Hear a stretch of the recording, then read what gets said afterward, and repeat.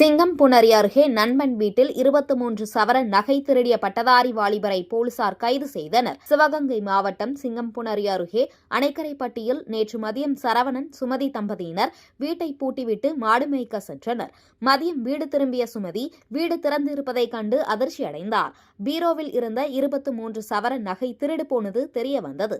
இதுகுறித்து சிங்கம்புணரி காவல் நிலையத்தில் சரவணன் அளித்த புகாரின் அடிப்படையில் போலீசார் தனிப்படை அமைத்து அந்த பகுதியில் உள்ள சிசிடிவி கேமராக்களை ஆய்வு செய்தனர்.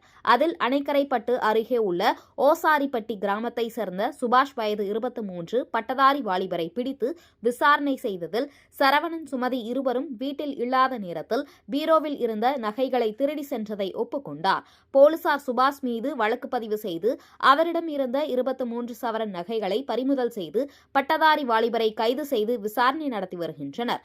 திருட்டு சம்பவம் நடந்து 12 மணி நேரத்தில் குற்றவாளியை கைது செய்து நகைகளை பறிமுதல் செய்த காவல்துறையினரை அப்பகுதி கிராம மக்கள் பாராட்டி வருகின்றனர்.